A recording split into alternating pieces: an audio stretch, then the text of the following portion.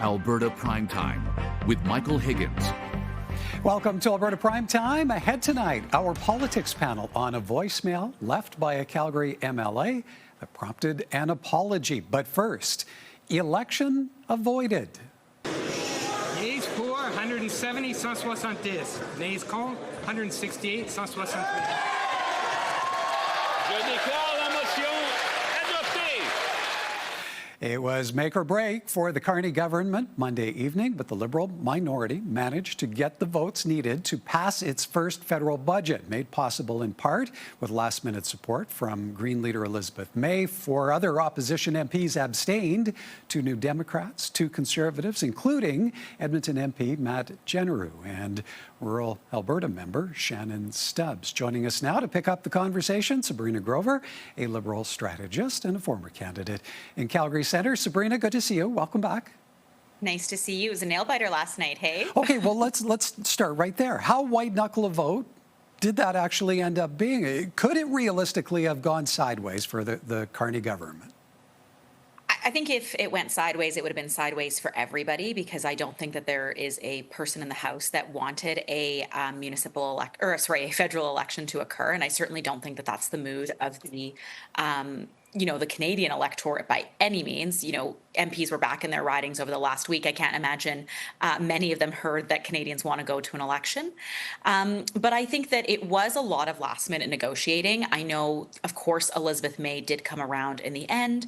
I listened to her interview last night with Power and Politics. I think that she really focused on the idea that this is a government that she can work with on climate change. And I think that that was an important vote for her. And then the 3 abstentions, I think Shannon Stubbs, of course, had a medical exemption, but the other 3 abstentions, I think, were clear abstentions. They were clearly not in the House for a reason. Okay, so on the strategy side, would the Conservatives have allowed for the government to have been brought down? Because in watching the vote, there appeared to be some confusion involving Andrew Scheer and Scott Reid, apparently voting by app. Mm-hmm. Yeah, it seemed like they were supposed to vote by app, but it also might have seemed like they were in the opposition lobbies. So I'm not sure that they actually were meant to be voting by app, but we'll let the speculators speculate. I think that the Conservatives talk big about wanting to go to an election, but I don't think that the Conservatives are in any position to go to an election right now. I think that the internal caucus divisiveness and internal caucus toxicity is just sort of bubbling right now. You saw a lot of it after the election when it came to how Jenny Byrne was being perceived. And I think you've seen a lot of it over the last couple of weeks with the floor crossing and the resignation of Matt Jeneroux. So I think while the Conservatives of course, the Conservatives were always going to oppose the budget. I think that was not of question. Whether the Conservatives really would be able to handle an election and would come out on top, I think is really TBD. Pierre Poilievre is polling, his personal likability is polling 20% under Mark Carney. Now, to look at the New Democrats, what's to be made of their role? Four NDP MPs voted no. That included Edmonton's Heather McPherson. I think that's really reflective of the leadership race that they're having. I think Heather McPherson wants to come out as somebody who is opposing what the government is doing. And I certainly think that this budget isn't necessarily NDP friendly, like not in the way that we've seen previous Trudeau budgets, of course. Certainly when it comes to the public service cuts, some of those things, I think, as well as some of the other labor indications, I think, are not necessarily appealing to the NDP to support in the same way that we had the confidence and supply agreement. I think what's interesting is that Don Davies voted against.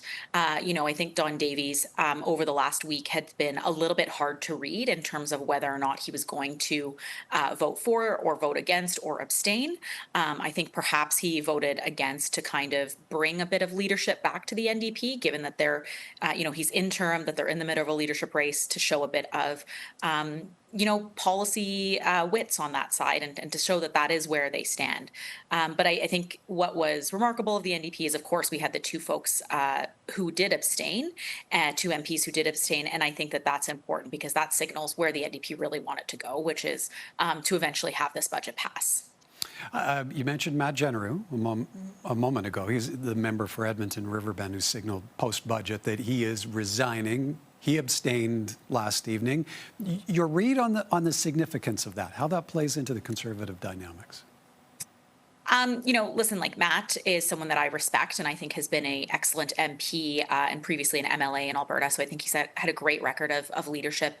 But I think that there is a lot of irregularities about how he resigned. I think the communications that came out during his resignation and that the hours leading up to it, the hours preceding it were very confusing. If you look at Matt's original letter, it looked like he was someone who was going to resign right away. And then about 2 hours later, you had OLO come out and say he's not resigning till spring. So I think there's a lot of confusion that surrounds his resignation. And I think that he took a stand by not coming to the confidence vote. And I think he did the same thing last week. And we'll see how he makes it to spring, because I think it's going to be a really interesting dynamic to watch on the Conservative side. Well, and on that point, do you see him remaining in caucus, and does it make a difference whether he stays or goes? I mean, I think he would have to stay in caucus if he stays as an MP and if he doesn't resign his seat right away. I just am not sure that the Conservatives understand what's going to happen with that, right? I don't think that there's been clear indication that he is meant to leave right now or that he's staying till spring. I think what is the reason for him to stay till spring is also very confusing, except for the fact that there is a leadership review for Mr. Poilievre in January. So I think that's still to be determined. And I think what'll happen, though, is what other Conservatives make moves, right? Whether that is resigning. I don't think that there's any more floor crossings to be had. But what kind of is the dynamic inside the Conservative caucus rooms as they, get to spring? All right. This is obviously not the last vote that could bring down the government. So what kind of position does this now leave the Carney Liberals? I think it leaves them strong in the fact that they managed to survive this confidence vote. I think it's important about how they demonstrate success in individual constituencies with a number of their projects. And smartly, they have ensured that a number of the projects that they've put into the budget sit in Bloc ridings, sit in Conservative ridings, sit in NDP ridings. These aren't just projects that are happening in Liberal ridings. And so I think, when it comes to voting through the Budget Implementation Act and voting through some of these on these issues, it'll be important for MPs to think about how these investments affect their constituents. All right. We'll have to leave it there for time. Appreciate, as always, your time. Sabrina, thank you. Thanks. Sabrina Grover is a Liberal strategist and a former candidate in Calgary Centre.